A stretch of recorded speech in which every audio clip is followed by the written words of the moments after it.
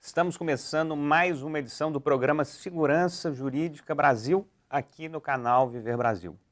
É uma alegria estar iniciando mais essa programação, falando para Belo Horizonte, falando para todos os municípios que estão recebendo o sinal do canal Viver Brasil a partir da Claro Net, Contagem, Betim, Nova Lima, Sabará, Governador Valadares, Ipatinga, Uberaba, Uberlândia, Juiz de Fora, cada cidade que tem recebido aí a nossa programação, o nosso muito obrigado e a convicção de que a gente está trabalhando cada dia mais para entregar produtos e uma programação realmente de qualidade.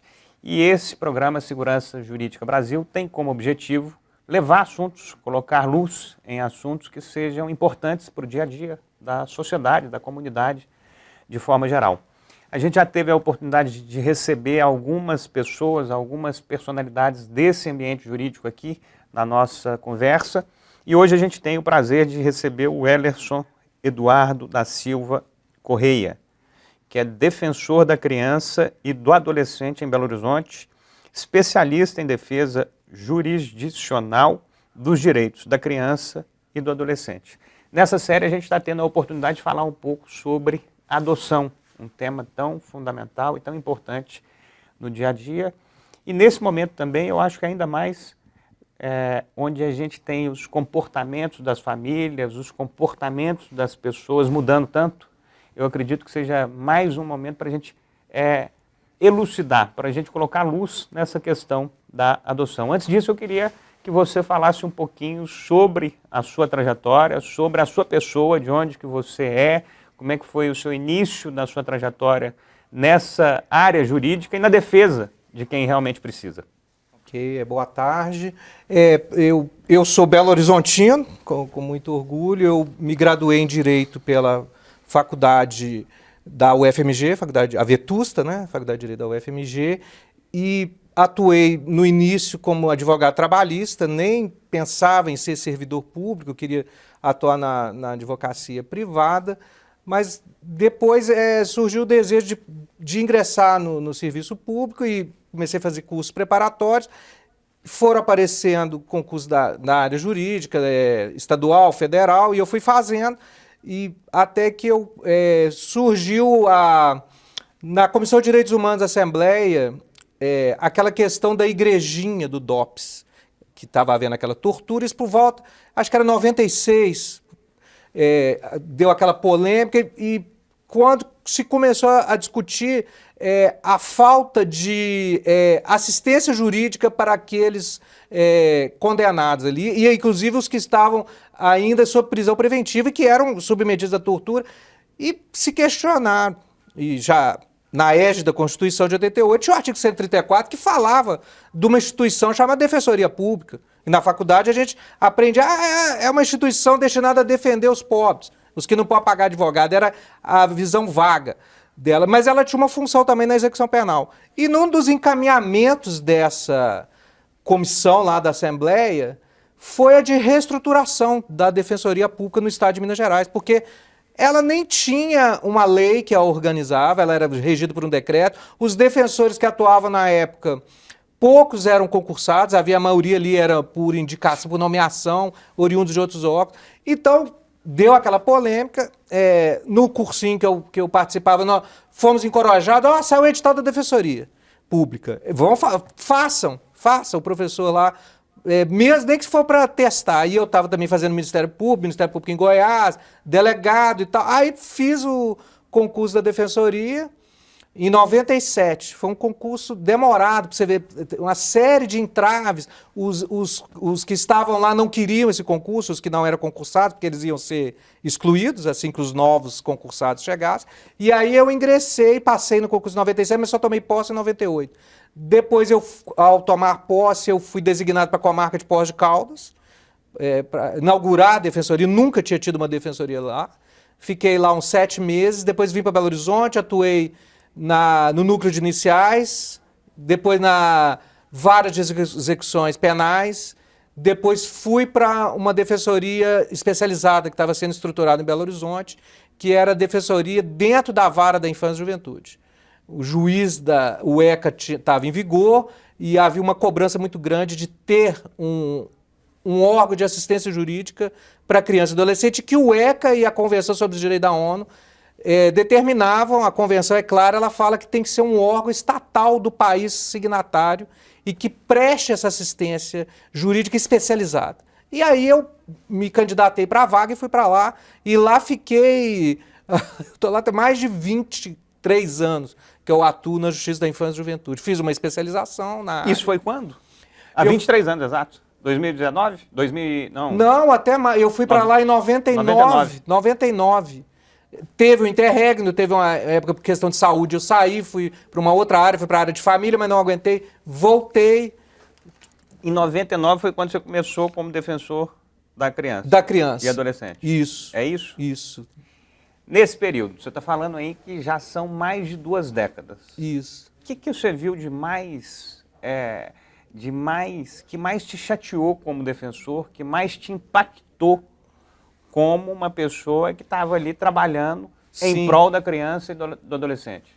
A primeira coisa que impacta e que é a vocação da minha instituição, a Defensoria Pública, é a falta de acesso à justiça. Isso ainda é uma realidade no Brasil das pessoas carentes. Não só os pobres, os vulneráveis em geral. A Defensoria Pública, naquela época, ela ainda tinha essa feição de defender apenas o hipossuficiente econômico, que se diz, mas com a evolução da instituição e a evolução do direito, hoje se fala que a Defensoria Pública é um órgão destinado a exercer a defesa de grupos vulneráveis e que merece especial proteção do Estado, entre eles que é a criança e adolescente, as mulheres vítimas de violência, seja de qualquer condição econômica ou classe, os idosos, os deficientes, a população carcerária e aqueles que a gente chama de vulneráveis circunstanciais, que são as ocupações habitacionais, depender de regularização fundiária, o público LGBTQIA+,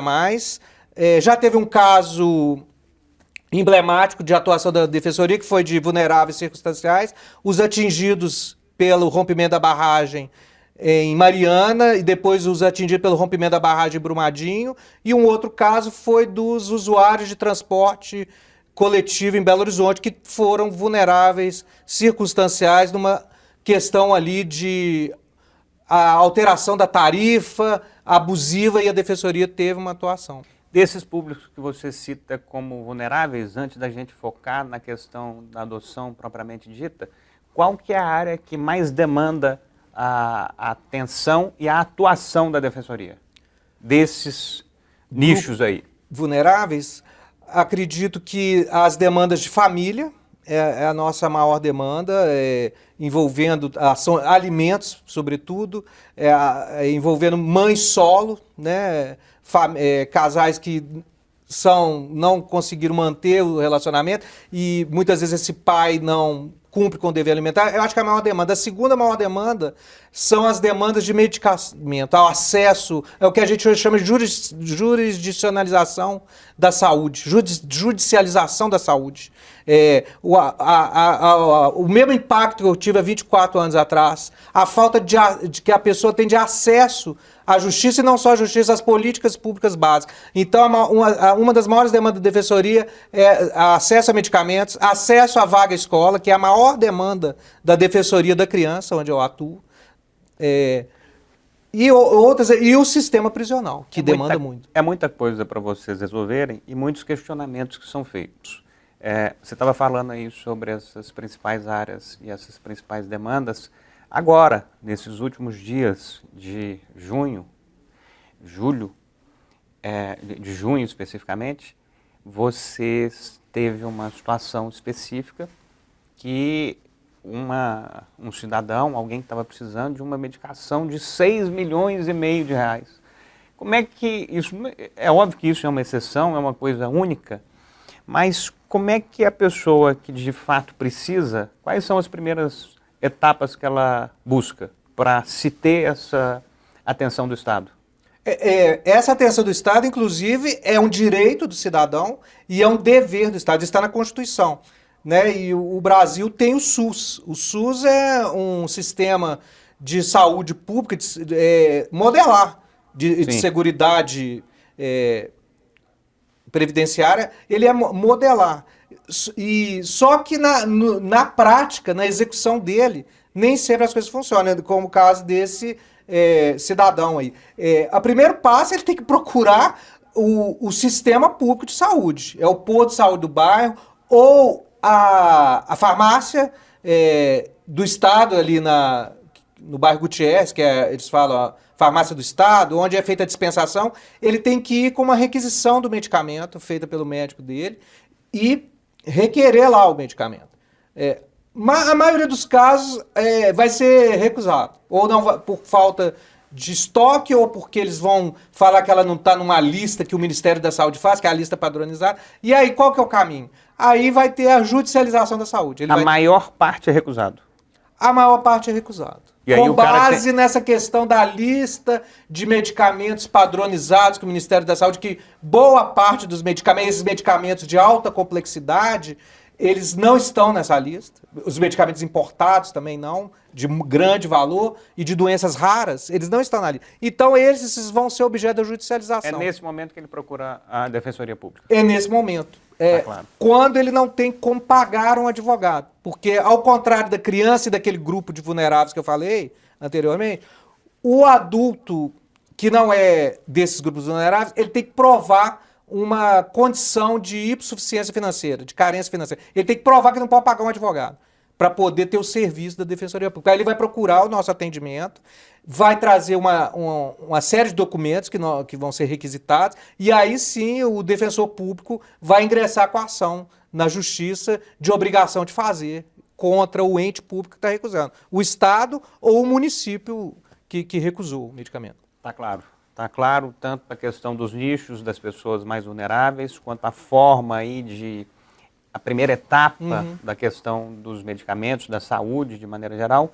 Sobre a adoção. A adoção a gente tem falado aqui ao longo dos últimos programas, conversamos com o pessoal da GAAD, que é a instituição que acolhe, Grupo de Apoio à Adoção. Grupo de Apoio.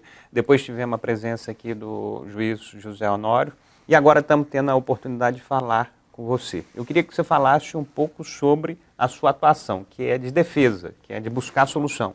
Dentro dessa realidade de adoção que a gente tem hoje em Minas Gerais e no Brasil, qual que é o retrato da sua opinião? O que a gente vê hoje no Brasil, e mesmo quando eu comecei a atuar lá, no Brasil existe uma preferência para crianças com menos de 4 anos de idade. O brasileiro, ele quer adotar esse tipo de criança.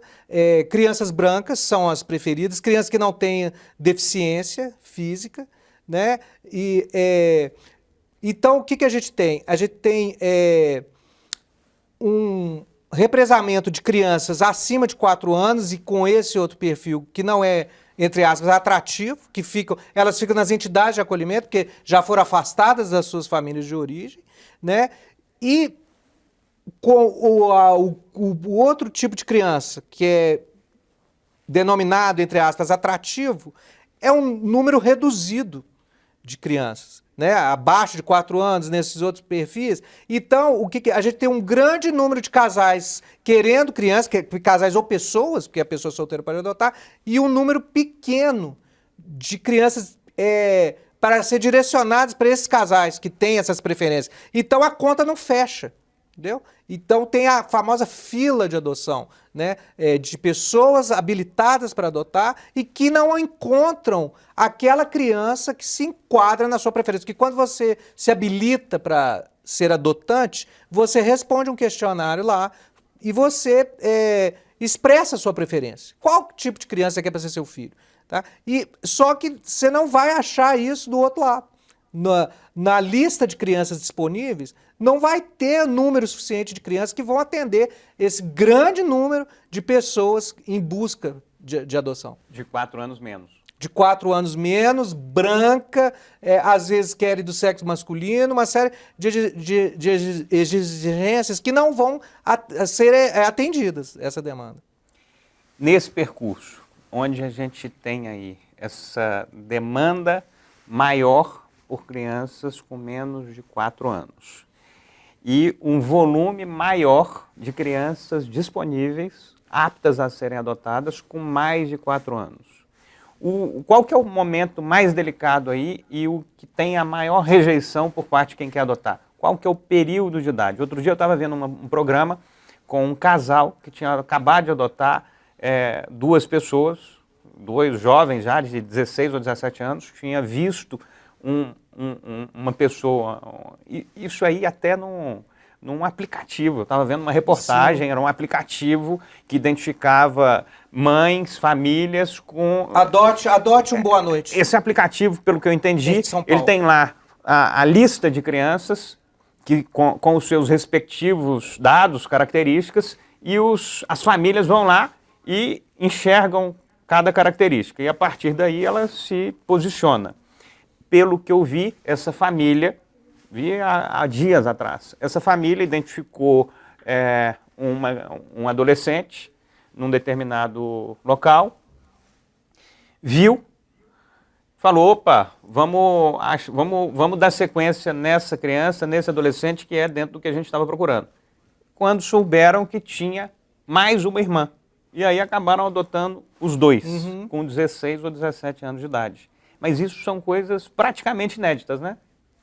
São casos raros. Acima dos 8, 9 anos de idade, já é muito difícil você conseguir a inserção e encaminhamento dessa criança para uma família substituta, uma família adotante nacional. Geralmente elas vão para adoção internacional, que aí se você vai ver os estrangeiros que estão habilitados aqui no Brasil, que não conseguiu inserir na adoção nacional, você encaminha para o estrangeiro. Então vai passando de 8 anos, 9, já chega na adolescência, já é muito difícil. Esse é um caso raríssimo. Esse aplicativo que você falou, é o Adote um Boa Noite, ele é destinado para o que a gente chama no nosso meio, ali na linguagem de quem trabalha no meio, de adoção tardia, justamente para estimular a adoção de adolescentes, que são os que ficam institucionalizados, e alguns até ficam até os 18 anos na entidade de acolhimento, sem ter a oportunidade de uma inserção familiar numa adoção.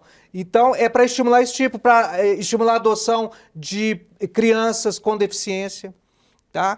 Afrodescendentes, né? Para estimular essa adoção, porque a adoção do bebê você não precisa colocar no aplicativo, porque a busca é muito grande, é disputado, né? A fila lá de adoção Agora, você tem que estimular a adoção tardia, e o próprio ECA sofreu uma modificação nesse sentido. Quando o casal ou a pessoa é habilitada para adoção, ela é estimulada a visitar as entidades de acolhimento justamente para ter contato com crianças maiores, para ela não ficar só voltada em bebês. Está claríssimo. Doutor Wellington, eu acho que a gente está tendo aí uma série de colocações bem interessantes sobre a criança, o adolescente de forma geral, as questões jurídicas dele. Eu vou te pedir alguns segundos e para os nossos telespectadores a gente vai fazer um breve intervalo, mas a gente volta com o Dr. Wellerson, continuando a conversa sobre adoção, e no próximo bloco eu vou questionar ele, vou perguntar a ele sobre essa situação que ocorreu com a artista Clara Castanho, uma situação extremamente grave, onde um jornalista fez uma busca, acabou descobrindo uma situação de uma menina, é uma menina de 21, 22 anos, é uma menina muito nova, que tinha sofrido um estupro e acabou optando por entregar essa criança para ser adotada. E foi muito questionada por isso, foi muito criticada e às vezes também foi muito valorizada pela coragem que teve de não só de fazer, como agora de estar tendo que falar de maneira obrigada. Daqui a pouquinho a gente volta, vamos escutar o Dr. Wellerson sobre isso e sobre outras questões também. Daqui a pouquinho a gente volta com Segurança Jurídica Brasil.